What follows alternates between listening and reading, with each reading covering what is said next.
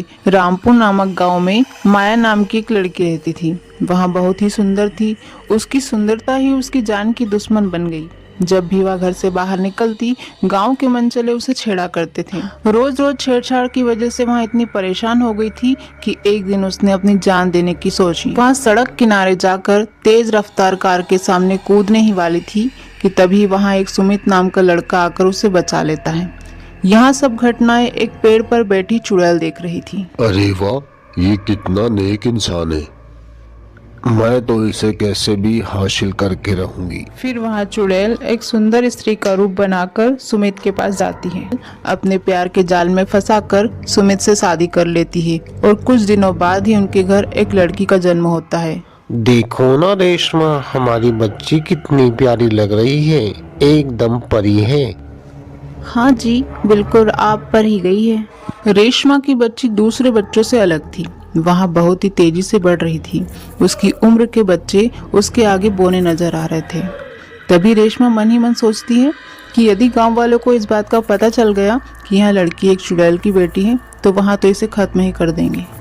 एक दिन स्वीटी कुछ बच्चों के साथ खेल रही थी। तुम हमारे साथ चीटिंग कर रही हो, जाओ, हम तुम्हारे साथ नहीं खेलेंगे।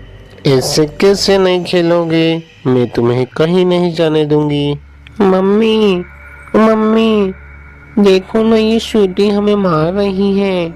बच्चों की आवाज सुनकर रेशमा बाहर आती है और स्वीटी को डांटकर जल्दी से अंदर ले जाती है। फिर अगले दिन रेशमा स्वीटी के बालों में कंघी कर रही थी। माँ माँ, प्लीज मेरी 2 चोटी बनाओ ना। नहीं बेटा, अभी तुम्हारे बाल बहुत छोटे हैं, एक ही चोटी बन पाएगी। तभी रात को पड़ोस में रहने वाली कमला की जोर जोर से रोने की आवाजें आने लगती है। रेशमा जैसे ही उसके घर जाती है तो वहाँ क्या देखती है कि कमला गंजी हो गई है। अरे बहन जी, ये आपके बालों को क्या हो गया? देखो ना रेशमा बहन, कोई नाश मिटा अंधेरे का फायदा उठाकर मेरे बालों को ही काट कर ले गया। अब मैं लोगों को कैसे अपना मुंह दिखाऊंगी। रेशमा यह सोचते हुए घर आ जाती है कि यह काम किसका होगा। अगले दिन रेशमा जैसे ही स्वीटी के बालों में कंघी कर रही थी तो क्या देखती है कि उसके बाल इतने लंबे हो गए थे कि 2 चोटी बनने लगी थी। अरे स्वीटी, तुम्हारे बाल इतने रातों रात में लंबे कैसे हो गए? अरे माँ, आप तो जानती हो ना, मुझे बड़े बालों का कितना शौक है। फिर उसी रात को गांव से औरतों की चीखने की आवाजें आने लगती है। वहाँ भी गंजी हो जाती है। रात में कोई उनके बाल काट कर ले जाता है। इधर स्वीटी के बाल कई फीट लंबे हो गए थे। यहाँ देखकर रेशमा भी हैरान थी। स्वीटी कंघी करवाकर जैसे ही बच्चों के साथ खेलने के लिए जाती है तो उसके घने लंबे बालों को देखकर उन गंजी औरतों की आंखें फटी की फटी रह जाती है। अरे दैया ओ दैया, ये लड़की क्या चमत्कारी है। इसके बाल तो रातों रात कितने लंबे होते जा रहे हैं। अरे रामू भैया, मुझे जो लगता है यही लड़की है जो गांव की औरतों के बाल काट रही है।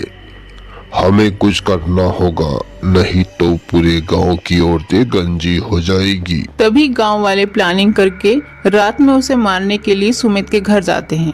अरे तुम मेरी बेटी को हाथ नहीं लगा सकते। क्यों नहीं मारे उसको? तुम्हारी बेटी ही गांव की औरतों को गंजा कर रही है। इतना बोलते ही गांव वाले सुमित को पीटने लगते हैं। तभी रेशमा स्वीटी से बोलती है, बेटा, मैं अपनी सभी शक्तियाँ खो चुकी हूँ, अब तुम्हें ही अपने बाबा को बचाना होगा। अपने बाबा को गांव वालों से पिटता देख वह अपने असली रूप में आ जाती है। गांव वाले यहाँ सब देखकर डर जाते हैं। ए गांव वालों, अगर आपने मेरे बाबा को अब हाथ लगाया तो किसी को जिंदा नहीं छोड़ूंगी। रेशमा फिर अपनी बेटी को समझाती है। माँ की बात सुनकर स्वीटी अपनी शक्तियों से गांव की सभी औरतों के बाल लौटा देती है और एक अच्छी बेटी बनकर पूरे गांव की मदद करती है।